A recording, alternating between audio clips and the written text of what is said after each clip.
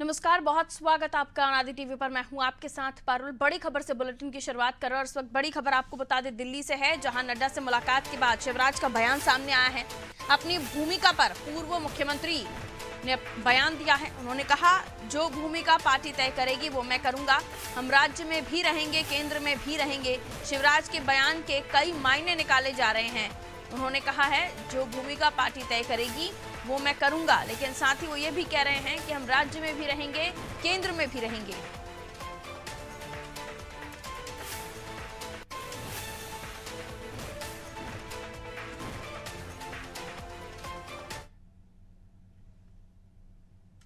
कार्यकर्ता के नाते जो भूमिका पार्टी तय करेगी वो काम मैं करूंगा। केंद्रीय भूमिका में रहेंगे या राज्य की भूमिका में रहेंगे सर? जो पार्टी तय करेगी, जो पार्टी तय करेगी, हम राज्य में भी रहेंगे, केंद्र में भी रहेंगे।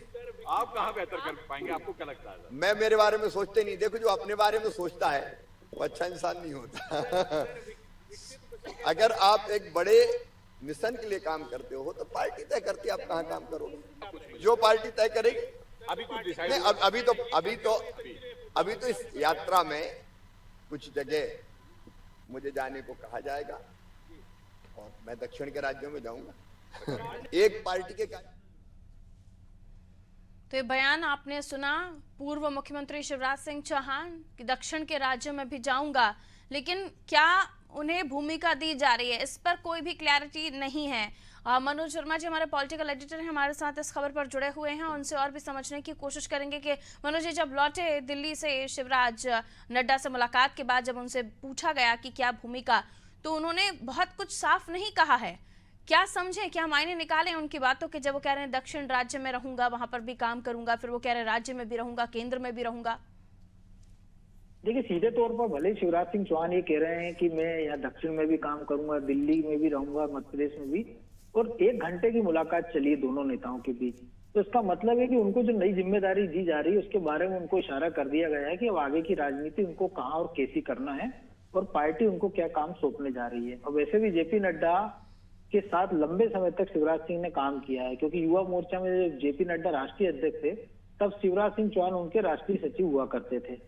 और ये पहला मौका है जब चुनावी नतीजे आने के बाद शिवराज सिंह चौहान दिल्ली गए, क्योंकि इसके पहले जब नतीजे आए थे तो उन्होंने, जब मीडिया से ही बात की थी तो उन्होंने साफ तौर पर कहा था कि अपने लिए मांगने दिल्ली जाने से अच्छा है कि मैं मर जाऊंगा। कल ये बैठक होना थी, लेकिन आज ये बैठक हुई 1 घंटे की। इसके बाद शिवराज सिंह चौहान बाहर निकले और उन्होंने अपनी बात रखी है। अभी जो विकसित भारत संकल्प यात्रा पूरे देश में निकल रही है, जिसका कि हरी झंडी दिखाकर वर्चुअल उद्घाटन प्रधानमंत्री नरेंद्र मोदी ने किया था 5 राज्यों में, तो अब चूंकि दक्षिण भारत में, तेलंगाना में भी हाल में चुनाव में बीजेपी का वोट शेयर बढ़ा है और कर्नाटक में लेकिन सरकार चली गई, लेकिन पार्टी अच्छी मजबूत है वहां। अब जो आंध्र प्रदेश, केरल, तमिलनाडु, ये ऐसे राज्य हैं जब बीजेपी अपना आधार बनाने के लिए लगातार प्रयासरत है। तो हो सकता है कि दक्षिण भारत में जो रथ यात्रा निकाली जा रही है उसके काम में शिवराज सिंह चौहान को वहां झोंक दिया जाए। इसके साथ ही मध्य प्रदेश में जो मंत्रिमंडल का गठन होना है उसको लेकर भी उनसे चर्चा हुई और लोकसभा चुनाव को लेकर भी शिवराज सिंह चौहान ने कहा है कि वो चाहेंगे कि चुनाव के समय मध्य प्रदेश में उनके लिए कोई भूमिका ऐसी दे दी जाए जिससे पार्टी को मजबूत करने का वो अपना मिशन जारी रखें।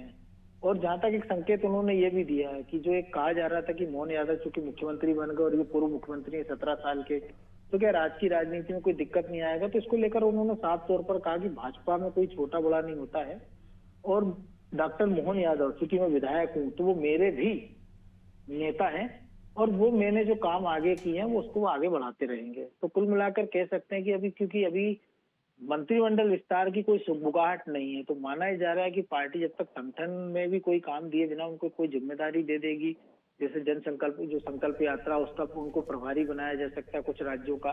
और इसके साथ ही पार्टी इस बात का भी इंतजार कर रही है कि अगर इस बीच में पार्टी का मंत्रिमंडल विस्तार होता है तो उनको संभवतः या तो केंद्र में भी ले जाया जा सकता है या फिर जो संगठन में उनकी कोई भूमिका तलाशी जा सकती है। क्योंकि पहले भी जब वो चुनाव हारे थे तो रमन सिंह, वसुंधरा राजे सिंधिया और शिवराज सिंह चौहान तीनों को राष्ट्रीय उपाध्यक्ष बनाया जाए, पर इस बार माना जा रहा है कि हो सकता है उनको राष्ट्रीय महासचिव भी बना दिया जाए। या एक संभावना ये भी जताई जा रही है क्योंकि जेपी नड्डा का कार्यकाल खत्म होने वाला है और वो एक्सटेंशन पर चल रहे, कल कार्यकाल उनका खत्म हो चुका है, तो लोकसभा चुनाव के बाद हो सकता है कि उनको राष्ट्रीय अध्यक्ष की जिम्मेदारी दे दी जाए या किसान मोर्चा या ओबीसी मोर्चा में कोई बड़ा जिम्मेदारी उनको दे दी जाए।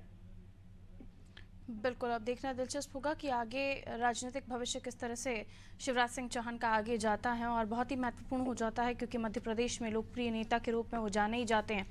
और पहले उनका अलग बयान आना और फिर ये कहना कि दिल्ली बुलाया है, वहाँ पे पता चलेगा क्या जिम्मेदारी मिलती है, और अभी भी वो साफ नहीं कह रहे हैं। तो इशारा किस ओर है इसे समझना बहुत ज़रूरी था। बहुत बहुत शुक्रिया मनोज जी जानकारी देने के लिए।